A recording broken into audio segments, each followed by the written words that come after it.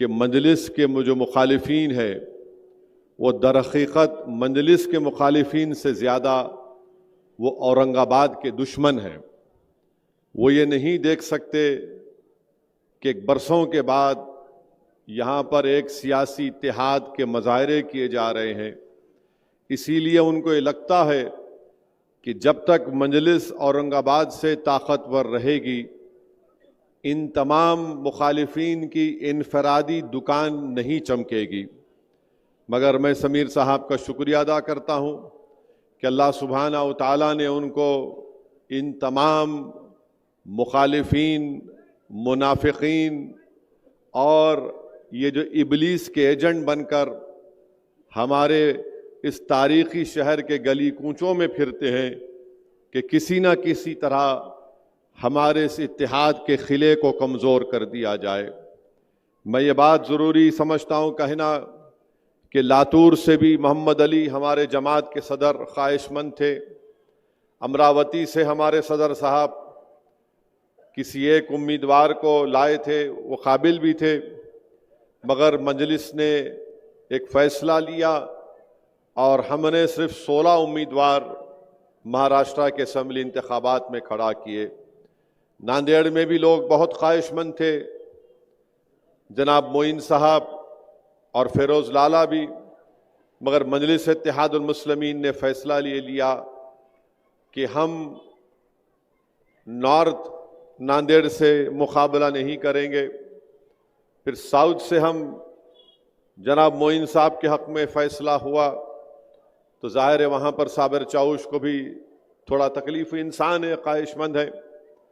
तो ये चीज़ें हैं इंशाअल्लाह ताला, क्योंकि जब जमात का फ़ैसला होता है तो जो जमात के ज़िम्मेदार होते हैं वो पाबंद, डिसिप्लिन के पाबंद होते हैं और उन तमाम ने इस मजलिस के फ़ैसले को कबूल किया। मैं इनका दिल की गहराइयों से तमाम मजलिस के उन तमाम अराकीन का जिन्होंने मजलिस के इस फ़ैसले को कबूल किया, यकीनन इंसान है, हर एक की ख्वाहिश होती है, मगर मजलिस ने एक सियासी हकीकत को सामने रख कर फ़ैसला लिया और मुझे यकीन है कि इंशाअल्लाह ताला इससे जमात और मजबूत होगी। और जिन हजरात को मौका नहीं मिला, मुझे यकीन है कि आने वाले मुस्तक़बिल में इनको अल्लाह सुब्हाना व तआला ज़रूर इससे ज़्यादा मजलिस के प्लेटफॉर्म के ज़रिए अल्लाह उनको मौका देगा और वो अच्छी तरह से अवाम की खिदमत भी करेंगे। और एक बात मैं बताना चाह रहा हूँ कि परभनी में मजलिस ने किसी उम्मीदवार को खड़ा नहीं किया। ये जो साहब खड़े हैं, मैंने उनको फ़ोन कर कर कहा कि आपको बी फॉर्म नहीं दिया गया था, मगर इसके बावजूद भी आपने कैसे वो बी फॉर्म हासिल किया। तो खैर अब पुलिस कंप्लेन हो चुकी है, अब जब FSL की रिपोर्ट आएगी तो शायद उनको जेल को भी जाना पड़े। मैंने खुद उनसे कहा था कि तुम मत लड़ो, तुम्हारे पास जो तुम फॉर्म दाखिल करे वो गलत है। तो खैर अब मैं ये बात अवामी तौर पर वाज़े करना ज़रूरी समझता हूँ। और एक बात बताना चाहूँगा कि बहुत से लोग समझते कि इम्तियाज़ जलील साहब फैसला करते, नहीं करते। इम्तियाज़ जलील साहब फैसला, इम्तियाज़ जलील साहब से मशवरा करते, हर आदमी से मशवरा करते। फैसला असदुद्दीन ओवैसी मशवरे के बाद लेता है। तो बहुत से लोगों को ये हमारे मुखालिफिन को ये है, नहीं इम्तियाज़ कर रहा। मेरे को इम्तियाज़ से कुछ भी नहीं है, मेरे को इम्तियाज़ से मुखालिफत है। सदर साहब मेरे लिए अच्छे हैं। मेरे भाई, तुम बाप को गाली नहीं देंगे, बेटे को देंगे तो बाप मुस्कुराएगा।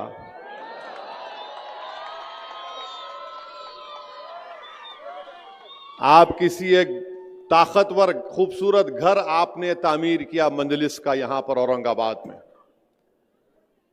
बड़ी शानदार इमारत आपने खड़ा की। इसमें हमारे बुजुर्गों की, नौजवानों की, माँ और बहनों की कुर्बानियां हैं। अब जब हमारी इमारत मजबूत होते जा रही तो इस इमारत पर आकर कोई पत्थर फेंक रहा है, नहीं मेरे को सदर साहब से कुछ नहीं, इमारत पे पत्थर फेंक रहा हूं मैं, ये कैसे हो सकता है? तो मेरी आप तमाम से गुजारिश है, ये एक ताकतवर इमारत की बुनियाद आपने रखी और सरजमीन तेलंगाना के बाद अगर कोई ताकतवर जगह मजलिस की है तो ये औरंगाबाद की सरजमीन है अल्हम्दुलिल्लाह। ये बात करे कि मीडिया वालों को 15 मिनट से बड़ी मोहब्बत हो गई, क्या है नहीं मालूम, 15 मिनट से इनको इतनी मोहब्बत। देखिए, ताकतवर और कमजोर में फर्क होता है। ताकतवर ये बोलता है कि मैं इलेक्शन जीतूंगा, नासिर सिद्दीकी बोल रहे हैं मैं इलेक्शन जीतूंगा, ये ताकतवर बोल रहा है। समीर बोल रहा है कि मेरे को टिकट नहीं मिला, वक्तिया तौर पे तकलीफ हुई, मगर मेरी जमात जीतेगी। इम्तियाज जलील ये कह रहे हैं कि मैं सेंट्रल से एमएलए था, अल्लाह ने और आपने मुझे कामयाब किया, फिर मुझे अल्लाह और यहां की आवाम ने मुझे एमपी बनाया, फिर अल्लाह का फैसला हुआ, मैं कामयाब नहीं हुआ। ये तमाम मुखालिफीन और मुनाफिकीन की साजिशों की वजह से मैं अब फिर जमात ने मुझे मौका दिया, इससे मैं लड़ूंगा और कामयाब होऊंगा। अब जो कमजोर होता है वो क्या बोलता है, मैं जीतूंगा नहीं, मैं इसको हराऊंगा। समझे आप? जीतने वाला क्या बोलता, मैं जीतूंगा। जो कमजोर होता है जहनी तौर पर भी, किरदार के तौर पर भी, वो कहता है नहीं, मैं इसको हराऊंगा। तो ये जो बीजेपी आरएसएस की साजिश ये है कि पूरे महाराष्ट्र में उन्होंने ऐसे 100 उम्मीदवारों को खड़ा किया जिनका नाम उर्दू जबान से शुरू होता है। समझे ना? समझे नहीं समझे? हाँ, देखो बच्चा समझ गया, तू बहुत बड़ा लीडर बनेगा इंशाअल्लाह औरंगाबाद में। तो बीजेपी ने 100 ऐसे इंडिपेंडेंट उम्मीदवारों को खड़ा किया जिनका नाम उर्दू जबान से शुरू होता है। तो मोदी की साजिश यह है कि ये 100-200 ले ले, ये 100-200 ले ले तो वहां पर उनको कामयाबी मिल जाएगी, वोट आपका और हमारा डिवाइड होगा। मगर मैं इन तमाम 100 लोगों से कहना चाह रहा हूं कि आप इस शहर को कमजोर करके रात में कैसे सो सकेंगे अपने घर में, बताओ मेरे को। आप इस शहर को और कमजोर करके कैसे आप अपनी जमीर को जिंदा रख पाएंगे? आपका नाम कुछ और है मगर आप काम किसका कर रहे हैं देख लो। आप जीतने के लिए नहीं लड़ रहे हैं क्योंकि आप कमजोर हैं, आप हराने के लिए लड़ रहे हैं। आपकी पूरी सोच यह है कि मोदी जीते, मजलिस ना जीते, कोई भी जीते मगर मजलिस ना जीते। मैं इन लोगों से कहना चाह रहा हूं, यह शहर सबका है। तुम अपना जमीर को कैसे जिंदा रखोगे? तुमको रात में नींद कैसे आएगी अगर तुम ये जो काम करने जा रहे हो? तो मेरी आप तमाम से अपील है कि ये जो कमजोर लोग खड़े हैं इनको एक वोट भी मत दीजिए। देखिए, मैं आपको याद दिला रहा हूं कि 20 साल के बाद Imtiaz Jaleel member of parliament बनकर दिल्ली की पार्लियामेंट में गया तो महाराष्ट्र की सियासत में एक हलचल आई, एक जलजला आया। मगर जब 2024 का चुनाव आया तो सब मिलकर इम्तियाज जलील को हराने में लग गए। मेरी आपसे गुजारिश है, कैसा उन्होंने क्या, नहीं जीतता ही नहीं, कंफ्यूजन पैदा कर दिए लोगों के दिलों में, जाकर एक फुला पैदा कर दिए, कैलकुलेशन है, ये है वो है। अभी भी ये लोग क्या करेंगे, जैसा 20 तारीख को पोलिंग है, ये 15 तारीख से ये इबलीस की औलाद आकर बोलेगी, ये इबलीस की औलाद आके बोलेगी, अरे कैसा जीतते जी, कैसा जीतते। फिर और एक उनमें बीमारी लेके आते, इन्हों गवर्नमेंट बनाते क्या, इन्हों सरकार तो नहीं बनाते। उन्हों बनाते, उनको तो भी वोट दिए तो फायदा होता। मैं इन तमाम लोगों से कहना चाह रहा हूं, तुम्हारी हर बात का वैक्सीनेशन मेरे पास है। तुम जो वायरस पैदा करना चाहते हो ना 15 तारीख से, उसका इंजेक्शन मैं अभी से दे के जा रहा हूं यहां पे। और वो इंजेक्शन ये है कि इत्तेहाद और इत्तेफाक, जब आप में इत्तेहाद और इत्तेफाक मजबूत होगा तो ये जो लोग 15 तारीख से शुरू कर देंगे वायरस फैलाना, इन्हों जीतते क्या, इन्हों सरकार बनाते क्या? अरे जालिमों, तुम जिसके नाम पर जो जो सौदे करे हो मैं जानता हूं। तुम्हारी एक एक चीज को अगर बयान कर दूंगा ना तो तुम्हारा इस शहर में रहना मुश्किल हो जाएगा। मगर मैं अदब के दायरे में रहकर कह रहा हूं कि तुम 15 तारीख से जो काम करना चाहते, मैं तुमको पूछ रहा हूं, ये 5 साल में पहले मुख्यमंत्री कौन बने? उद्धव ठाकरे बने, शरद पवार उनके साथ, कांग्रेस उनके पास, गवर्नमेंट गिरी, शिंदे बने, फडणवीस बने, अजीत पवार बने। अब बताओ तुम क्या कर रहे थे? अब 15 तारीख से शुरू करेंगे ये वायरस फैलाना, कोविड के जैसा, कोविड के जैसा फैलाएंगे। इन्हें सरकार बनाते क्या? इनका जवाब यही है, जवाब के पास आपका इत्तेहाद और इत्तेफाक मजबूत रहेगा। यही इस वायरस का जवाब है।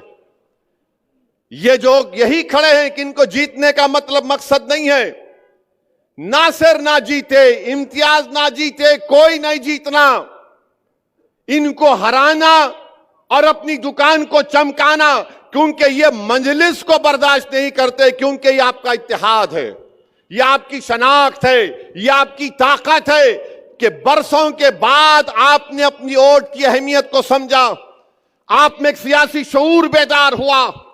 ये इस बात को पसंद नहीं करते कि एक शख्स रसूलुल्लाह सल्लल्लाहु अलैहि वसल्लम के शान में बकवास बकने की कोशिश किया।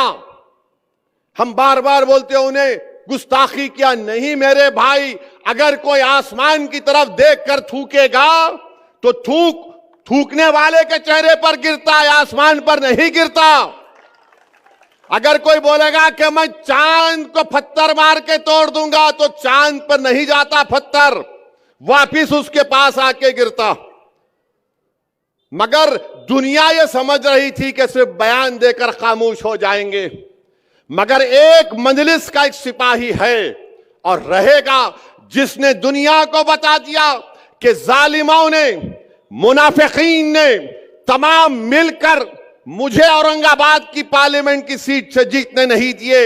मगर मैं एमपी नहीं था, मगर मैंने अपने आका की गुलामी का सबूत इस बात पर दिया कि मैं एमपी रहूं या ना रहूं, मेरे जीने का मकसद यह है कि किसी भी मजहबी रहनुमा के ऊपर कोई बकवास नहीं कर सकता।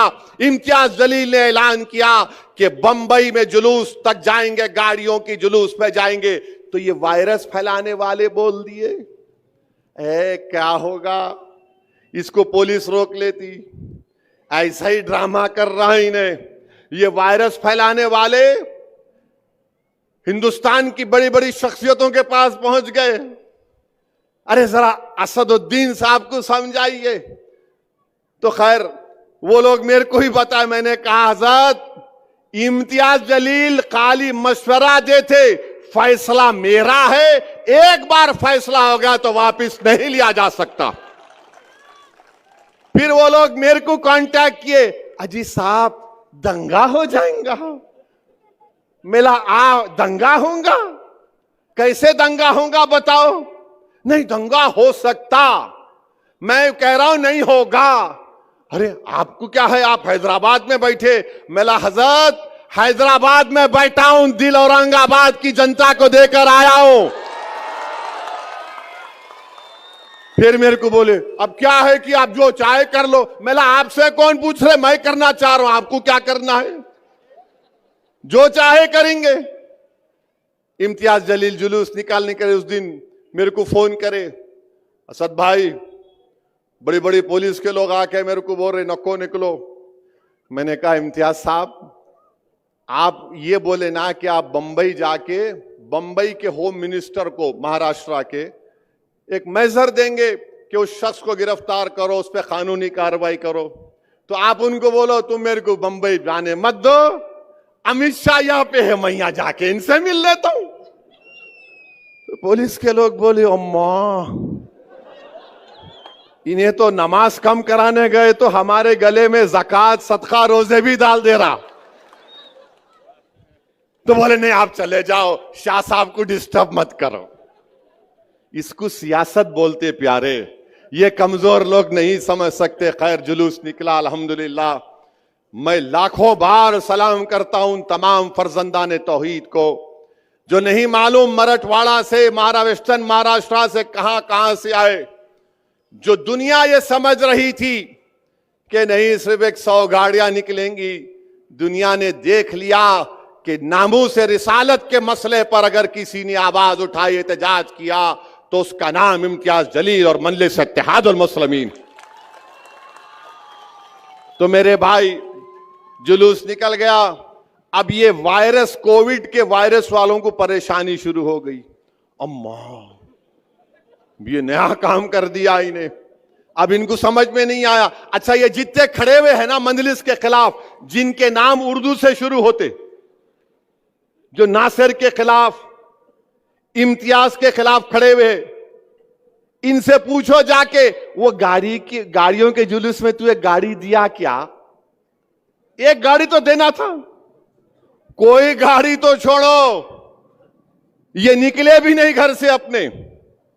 अरे जब तुम एक गाड़ी नहीं दे सकते, तुम एक दमड़ी नहीं दे सकते, तो तुम इस गयूर सरजमीन पर बसने वाले फर्जंदाने तौहीद और आशिक रसूल की ओर तुम कैसा मांग सकते? बताओ मेरे को, किस मुंह से तुम वोट मांगने निकले हो? हां, तुम्हारे पप्पा मोदी है, पप्पा जी का ऑर्डर हुआ, बोले नाम डाल दे प्यारे, तो आप फौरन अपने मालिक को खुश करने के लिए ये 90 लोग पूरे महाराष्ट्र में अपने नाम डाल दिए, इस उम्मीद पर कि चंदे में कम से कम 100 वोट तो मिल जाएंगे। चंदे में कुछ नहीं मिलेगा इंशाअल्लाह ताला। मुझे यकीन है कि तुम्हारे घर में तुम्हारी मां, तुम्हारा बाप, तुम्हारा बेटा भी मजलिस को वोट देगा इंशाअल्लाह ताला। तुम देख लेना मेरी इस बात को। तुम अपने घर में क्या हो रहा नहीं जानते हो, तुम्हारी औलाद क्या कह रही है मुझसे मैं जानता हूं, मगर तुम खड़े होकर सिर्फ बीजेपी को और मजलिस के मुखालिफिन को कामयाब करना चाहती हैं। मेरी आपसे गुजारिश है कि इम्तियाज जलील को नहीं, नासिर सिद्दीकी को मत देखिए, असदुद्दीन ओवैसी को मत देखिए, अपनी इस इमारत को देखिए जिसको आपने औरंगाबाद में तामीर किया। और याद रखिए, यह इमारत और ताकतवर बनाना है उसको। उस इमारत को आपको अपनी मेहनतों से आपने तामीर शुरू की, उसकी बुनियादों में आपके आंसू हैं, उसकी बुनियादों में आपका खून है, उसकी बुनियादों में हमारे आने वाली नस्लों के ख्वाबों को पूरा करना है। और याद रखो, इस देश की हकीकत यह है हमारे वतन अजीज की, कि जिसकी आवाज सियासी आवाज होगी उसी को सुना जाएगा, चाहे वो दलित हो, चाहे वो मुसलमान हो, मुस्लिम अकलियत हो, चाहे वो मराठा हो। अगर आपका नेता होगा तो आपकी आवाज सुनी जाएगी। मैं सलाम करता हूं मराठों को जिन्होंने जरंगे पाटिल को अपना नेता माना। एक दुबला पतला शख्स रातों की नींद हराम करके रख दिया मोदी की, रातों की नींद हराम करके रख दिया। अब मोदी अपने भाषण में क्या बोल रहे कि बैकवर्ड क्लासों को डिवाइड किया जा रहा है। तो मोदी भी अब एक पोजीशन ले लिए जरांगे पाटिल के खिलाफ।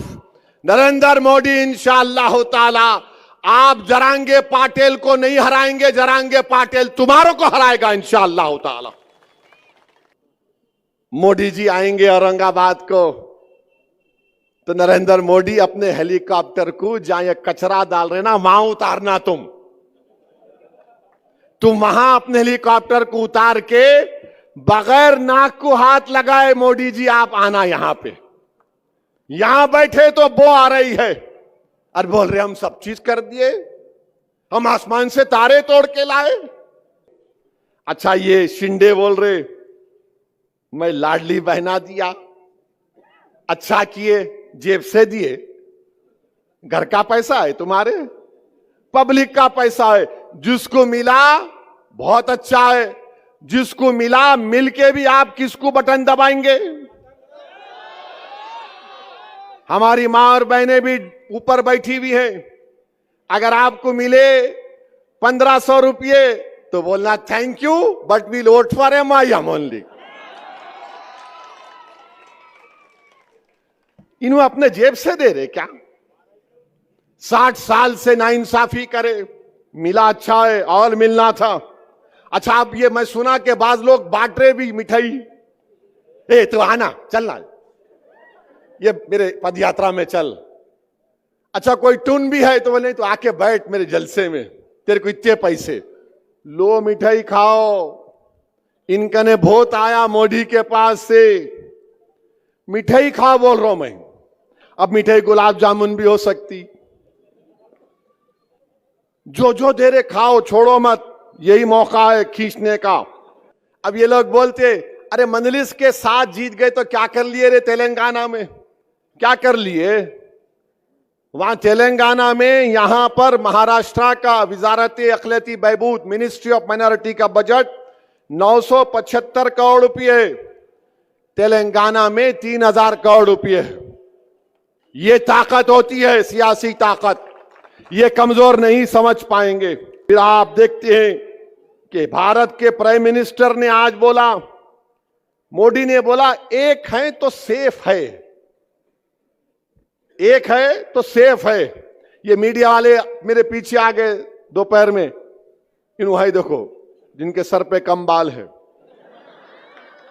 मगर अपने भाई है। आई लव यू, मैं पूरों से मोहब्बत करता हूं। तो उन्होंने बोले अरे बोलो ना भाई, उन्होंने बोले। मैं बोला शाम में, इस उम्मीद पर बोल रहा हूं कि बाद में नान खलिया आप खिलाएंगे मेरे को। मोदी बोले एक है तो सेफ है। अब इसका जवाब क्या है मंजलिस की तरफ से, असदुद्दीन ओवैसी की तरफ से? मोदी जी सुनो, अनेक है तो अखंड है। मोदी क्या बोल रहे? एक है तो सेफ है। मंजलिस क्या बोल रही? मोदी अनेक है तो अखंड है। भारत में अनेक लोग हैं, मराठा है, दलित है, मुसलमान है, क्रिश्चियन है, ईसाई है, ओबीसी है, तमिलियन है, पंजाबी है, तेलंगाना का है, तेलुगु बोलने वाला है, अरे अनेक है। तो भारत अखंड है। मोदी क्या बोल रहे? एक हो जाओ। कैसा होंगे बाबा? कोई अपने कल्चर को छोड़ेगा, कोई अपनी गुजराती तहजीब को छोड़ेगा। तो मोदी चाहते क्या है कि सब भारत की डाइवर्सिटी खत्म हो जाए। ये एक का मतलब ये है। मंजलिस क्या बोल रही? हम अनेक हैं तो अखंड है। मोदी एक करना चाहते हैं, आरएसएस एक करना चाहती है। और मैं मोदी को जवाब दे रहा हूं, इंसाफ है तो इंडिया सेफ है, इंसाफ है तो इंडिया सेफ है, संविधान है तो सम्मान है, अंबेडकर जिंदा है तो गोडसे मुर्दा है। और फिर मोदी बोले एक है तो सेफ है। जितने छत्रपति शिवाजी महाराज को सच्चे मानने वाले हैं तो मोहब्बत है, तो मोहब्बत है। और मोदी बोल रहे एक है तो सेफ है। तो मोदी क्या कर रहे महाराष्ट्र के चुनाव में? मोदी एक काम कर रहे हैं कि मराठा वर्सेस ओबीसी कर रहे हैं। मोदी क्या करना चाहते हैं? मैं हमारे ओबीसी भाइयों को बोल रहा हूं कि इसकी साजिश में मत आओ आप। ये एक की बात कर रहा है, हम अनेक की बात कर रहे हैं। ये लड़ाना चाहते हैं, एक के नाम पर सबको लड़ाना चाहते हैं। आप इनकी साजिशों में मत आओ। अच्छा मोदी जी ये तो बताओ, एक है तो सेफ है, तो आपने क्यों कहा था 2024 के पार्लियामेंट के इलेक्शन में राजस्थान में आपने हिंदू बहनों से कहा था कि आपका मंगलसूत्र निकाल कर मुस्लिम औरतों को दे दिया जाएगा, और आप आज महाराष्ट्र में आके बोल रहे एक है तो सेफ है। फिर मोदी ने कहा आपकी भैंस को लेकर मुसलमानों को भैंस दे दिया जाएगा। मोदी ने कहा था कपड़े देखकर पहचानो, अगर एक है तो सेफ है। तो बताओ मोदी, आपके घर से चंद मिनट के फासले पर दिल्ली की सड़कों पर किसका खून बह रहा था, किसको बेघर कर दिया गया था, इसका बात नहीं करेंगे। और फिर मोदी बोलते हैं एक है तो सेफ है। मोदी जी, वो इतने 4 साल से चीन जो कब्जा करके बैठा हुआ है, तो अब कल से भाजपा वाले बोलेंगे ए ओवैसी क्या बोल रहा है, डेप्सांग डेमचाक पोंगसांग सू में चीन पीछे हट गया। चीन पीछे हट गया, अब वहां पे बर्फ है, 25 पेट्रोलिंग पॉइंट पे हम नहीं जा सकते। मैंने नहीं कहा, लद्दाख की एसपी ने कहा, मोहतरमा ने कहा, तुमने डेमचाक डेमसांग में बफर जोन बना दिए। क्यों बनाए तुम बफर जोन? किसी के बाप की जमीन नहीं, भारत की जमीन है वो। तुमने डेमचाक लद्दाख का नाम लेकर तुमने चाइना को अरुणाचल प्रदेश में यांगजी में वहां पर पेट्रोलिंग राइट्स दे दिए। कहां अरुणाचल, कहां लद्दाख। और इसी पार्लियामेंट में राजनाथ सिंह ने खड़े होकर अरुणाचल प्रदेश के यांगसी के बारे में कहा था चाइना यूनिलैटरली हमारे बॉर्डर को बदलना चाहता है। आज मोदी चाइना को अरुणाचल प्रदेश में पेट्रोलिंग के राइट्स दे दिए।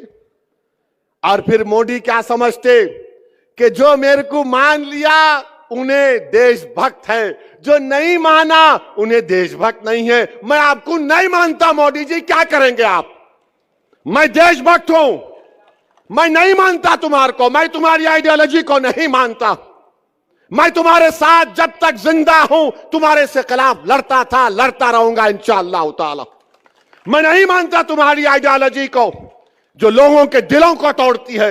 मैं नहीं मानता तुम्हारी आइडियोलॉजी को जो लोगों की नफरत की दीवारों को उठाती है। मैं नहीं मानता तुम्हारी सोच और फिक्र को जो भारत को कमजोर करना चाहती। मगर मोदी क्या बोलते, मेरी तारीफ करो, तुम देशभक्त हो। और by the way China Modi का दोस्त हो चुका है आजकल। मेरे अजीज दोस्तों और बुजुर्गों, मैं आपको बताना चाह रहा हूं कि आज नासर के खिलाफ भी कैंडिडेट है। कौन है उन्होंने? क्या शिवसेना वाले उद्धव ठाकरे, सॉरी 2 शिवसेना हो गए, दोनों मिलके घी चाट रहे। एक घी खा लिए, एक चाट रहे। किसने CAA बिल की तायीद की थी पार्लियामेंट में? किसने NRC की तायीद की थी? किसने ट्रिपल तलाक की तायीद की थी? किसने UAPA के कानून की तायीद की थी? किसने, जब वक्फ बिल पेश हुआ तो उद्धव ठाकरे के MP नहीं थे लोकसभा में, मैं देखा हूं। कोई उद्धव ठाकरे के MP नहीं थे लोकसभा में, पूरे बाहर चले गए। जब वक्फ का बिल पेश हुआ तो कौन लड़ रहा था? उस वक्फ के कानून के इंट्रोडक्शन पर असदुद्दीन ओवैसी अकेले लड़ रहा था। और मैं आपको आज दिल की बात बता रहा हूं, मुझे माफ कर देना औरंगाबाद के गयूर लोगों, मैं जब अकेला खड़े होकर उसके इंट्रोडक्शन के खिलाफ लड़ रहा था तो 2-2 बार मेरी जबान से निकल गया इम्तियाज मियां उठो, इम्तियाज मियां उठो, मगर इम्तियाज मियां यहां बैठे थे। मेरे भाई, ये वक्फ का कानून मस्जिदों को छीन लेगा अगर यह कानून बनता है। यह कानून बनता है तो दरगाहों को छीन लेगा, ईदगाह की जमीन को छीन लेगा, कब्रिस्तानों को छीन लेगा। इतना गंदा बिल बनाया गया। बताओ, अगर तुम्हारी आवाज होती भारत की पार्लियामेंट में, इम्तियाज अख्तर अली मान अगर कामयाब हो जाते, किसका फायदा होता? आपका होता, संविधान का होता, जमहूरियत का होता। मगर ये कोविड का वायरस फैलाने वाले हमारी सफों में निफाक पैदा कर दिए। इस तरह का वक्फ का बिल पेश किया गया भारत की पार्लियामेंट में। मेरे अजीज दोस्तों और बुजुर्गों, इस कानून के खिलाफ हमको और आपको खड़े होना है। और मुझे यकीन है कि अगर ये बिल हुकूमत नरेंद्र मोदी लेकर आएगी तो एक बात तो यकीन के साथ कहूंगा मैं, जो एहतजाज CAA में हुआ उससे डबल एहतजाज पूरे भारत में होगा। सुन लो नरेंद्र मोदी, इंशाअल्लाह ताला। ये बिल को हम नहीं मानते। ये बिल हमारी मस्जिदों को छीनना चाहेगा। अगर ये महाराष्ट्र में कौन विधानसभा में खड़े होकर ये 100 लोग बोलेंगे? अगर ये कानून की तस्दीक कराने के लिए इस कानून के खिलाफ अगर कोई आवाज उठाएगा तो ये लोग उठाएंगे। ये उद्धव ठाकरे, शिंदे, बीजेपी, इनके पैसों पर बिकने वाले लोग जो जमीर बेच रहे हैं, अरे तुम औरंगाबाद को कमजोर कर रहे हो। कौन उसके खिलाफ महाराष्ट्र की विधानसभा में आवाज उठाएगा? नासिर सिद्दीकी खड़ा हो जाएगा, इम्तियाज जलील खड़ा हो जाएगा, फारूक शाह खड़ा हो जाएगा, मुफ्ती इस्माइल खड़े हो जाएंगे, वारिस पठान खड़ा हो जाएगा, फैयाज खड़ा हो जाएगा। मेरे भाई, आवाज की जरूरत है, लड़ने वालों की जरूरत है।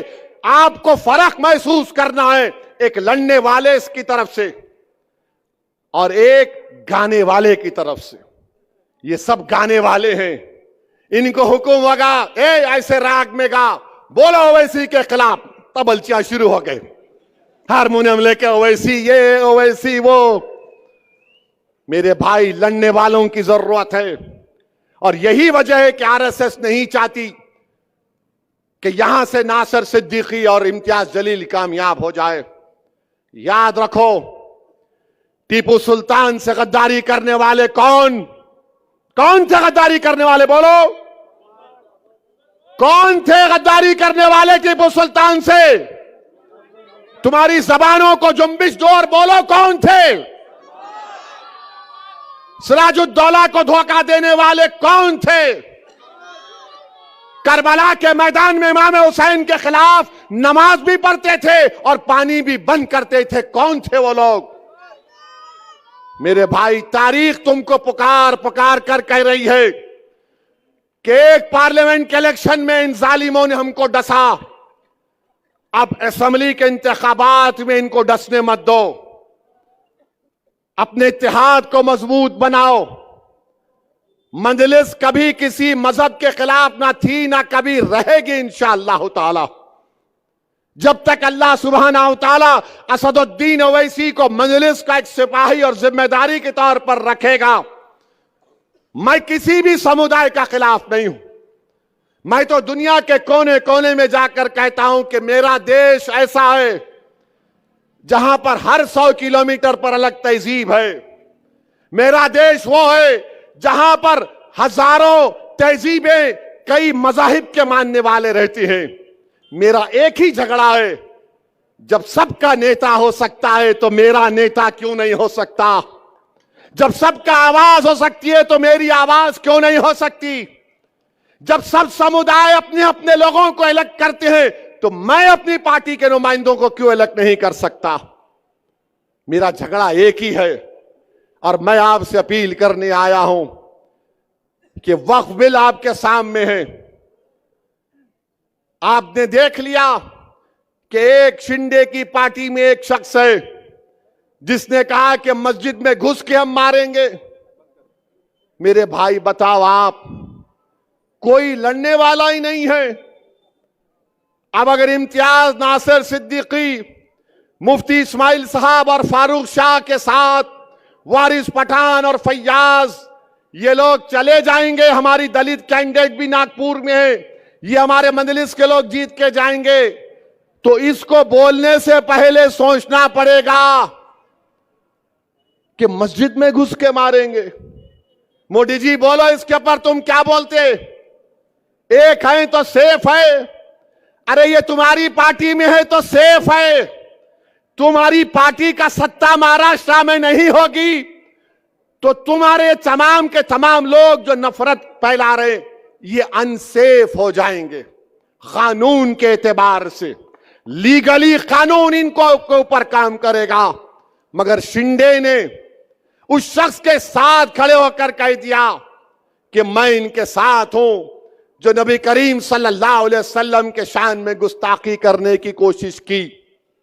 तो मेरे अजीज दोस्तों और बुजुर्गों, अपने एक एक वोट को इस्तेमाल करिए। आप मजलिस के हक में बटन दबाइए। ये लोग जो खड़े हैं ना, जीतना इनका मकसद नहीं है, हराना इनका मकसद है। ये जानते हैं कि जीतने वाला इम्तियाज जलील है, जीतने वाला नासिर सिद्दीकी है। ये आपके इत्तेहाद के दुश्मन है। और ये जो बीजेपी, शिंदे, उद्धव ठाकरे और कांग्रेस के जितने उम्मीदवार, बताओ तुमने औरंगाबाद के लिए क्या किया? तुम्हारे पास सत्ता थी, तुम पीने का पानी का मसला हल नहीं कर सके। यहां पर रोडें क्या हैं बताओ? इम्तियाज जलील ने अपने सालाना एमपी फंड से जो काम करवा सकते थे काम को करवा दिया। मगर मेरी आप तमाम से अपील है कि मुत्तहदा अपने वोटों का इस्तेमाल करिए। डरने और घबराने की जरूरत नहीं है। 20 तारीख के दिन सुबह में अपने घरों से निकलिए। नासिर सिद्दीकी का नाम मशीन में 12वें नंबर पर है, इम्तियाज जलील का नाम 6ठे नंबर पर है। और यह समझ कर वोट डालिए कि आप पार्टी को कामयाब कर रहे हैं, शख्सियतों को कामयाब नहीं कर रहे हैं। मजलिस इनफरादियत को प्रमोट नहीं करती, मजलिस शख्सियत को प्रमोट नहीं करती। अरे मैं आज जिंदा हूं, कल नहीं रहूंगा, यह हक है, मैं नहीं रहूंगा। तो क्या मजलिस खत्म हो जाएगी? लाखों बार खुदा ना खास्ता मजलिस रहेगी तुम्हारी वजह से। तुम लीडर बनोगे, तुम कायद बनोगे, तुम रहबरी करोगे, तुम भारत की पार्लियामेंट में लड़ोगे संविधान के दायरे में रहकर। तुम गरीबों की आवाज बनोगे, तुम मजहब की आवाज नहीं बनोगे, तुम गरीबों की आवाज बनोगे। ये मेरा ख्वाब है। इस ख्वाब को आपको जिंदा रखना है। अगर आप और हम खुदा ना खास्ता जो गलती हमसे पार्लियामेंट इलेक्शन में हुई, जिसकी बुनियाद पर हमारी कोई आवाज आज पार्लियामेंट में नहीं है, मैं आपसे अपील कर रहा हूं कि इन लोगों की कोशिशें होंगी। 15 नवंबर से ये इबलीस के एजेंट शुरू हो जाएंगे, कोविड फैलाएंगे। इन्हों सत्ता में आते क्या, इन्हों जीतते क्या, उन्हें वो होता क्या? मैं इन लोगों से कह रहा हूं, मैं अपनी जिंदगी के फैसले इस बुनियाद पर लिया हूं कि अल्लाह की जात पर अटूट तवक्कल करता हूं। मेरी नीयत में इखलास होता है और उसके बाद हम फैसला ले लेते हैं। तुम अगर दिल और दिमाग से पूछोगे तो तुम्हारा दिमाग बोलेगा 1 + 1 = 2, दिल बोलेगा 1 + 0 = 100। कूद जा प्यारे, आग में डरने की क्या बात है। याद रखो, अपने दिल की आवाज पर फैसला करो, अपनी जिंदा जमीर पर फैसला करो। हराओ बीजेपी को, हराओ मोदी को, हराओ शिंदे को, इन तमाम पार्टीज को हराओ। अगर मजलिस के एमएलए जीत कर जाएंगे, अगर मजलिस के एमएलए जीत कर जाएंगे महाराष्ट्र की विधानसभा में, तो इंशाअल्लाह ताला मैं आपसे वादा कर रहा हूं, हम सेकुलरिज्म को मजबूत करते थे, सेकुलरिज्म को ही मजबूत करेंगे इंशाअल्लाह ताला। कल कहां जलसा है?